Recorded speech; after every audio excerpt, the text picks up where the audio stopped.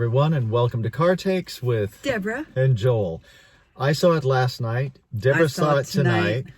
Bruce Graham's Coyote on a Fence, presented by Dirt Dogs Theater Company, directed by Malinda Beckham-Cone. Playing at the match.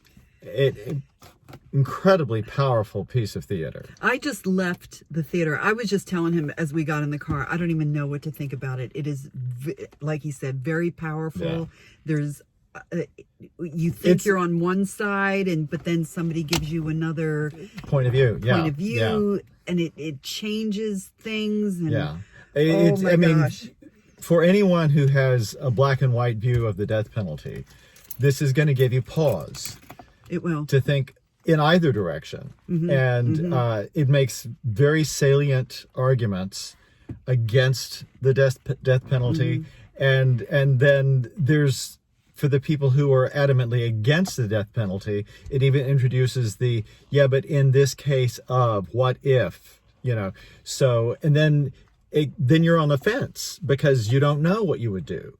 And the Coyote on a Fence actually refers to something that happened in this young man's childhood. And the tragedy of this young man who committed a heinous crime. Where you're thinking, yes, absolutely, he needs to be fried for this. And then you learn everything that's happened to him in his life and this horrible upbringing, and he's not emotionally there. And he's brought up by people who are hate-filled people, but they love him.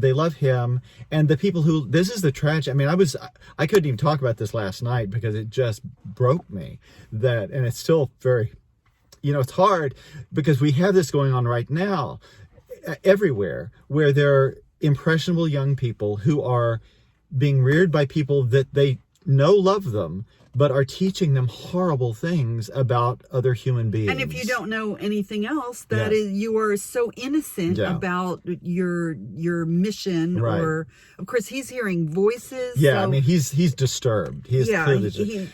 But anyway, that's we're getting, because it's very easy. There will be a lot to talk about after you see this. And but the production is really stellar. I just have to mention, because the first thing you see is the amazing set. The set is amazing. It really is. It's really something. You feel claustrophobic in it because you're in this prison setting. The guard is ever present. Yeah.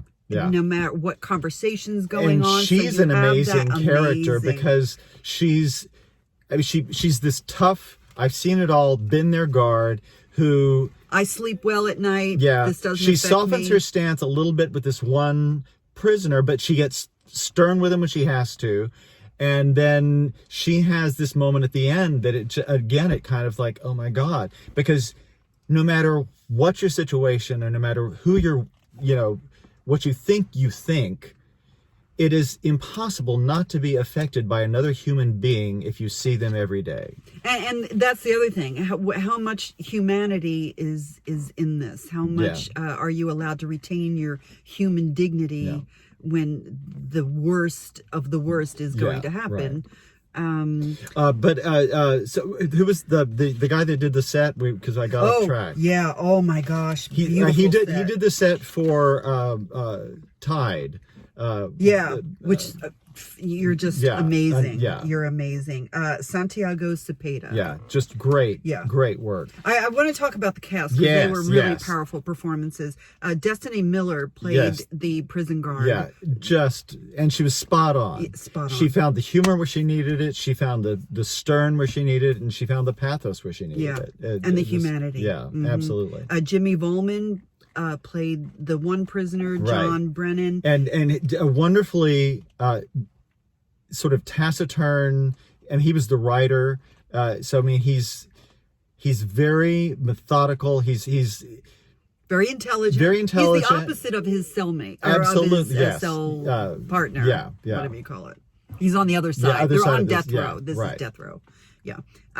Kyle Clark, who I'm just a huge fan of. I saw him in King Lear this summer, and then he did a reading of a play with Deb, and he is amazing. Amazing. And this character is so flawed and so innocent and so messed and it's an up impossible character, you think, for anyone to make sympathetic.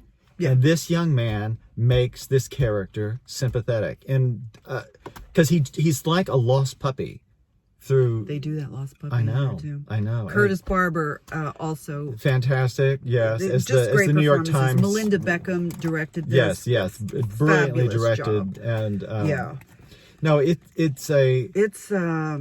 will leave you just kind of shattered. Because, I really do love any kind of play, any kind of work that makes me work through something, that makes you think about some kind of rips all that off for you to look at, to see. Just you have to look at it. Yeah. And it's 100 minutes, no intermission, and it keeps you on the edge of your seat. There's not a dead moment. And so anyway, but Coyote on a Fence, Dirt Dogs Theater at the Match. Go see it, folks. I mean, this is great difficult, stuff. But it's really worth it. So moving worth it. and very, very worth it. Yeah. So I'm gonna say absolutely. Yeah. Thumbs way up, and great work, Congratulations. Dirt Dogs, and they've been doing some fantastic work. I'm telling you, it's like 10 for 10. Yeah. And there it is, and so go check it out, and we'll see you guys next time. Bye-bye. Bye.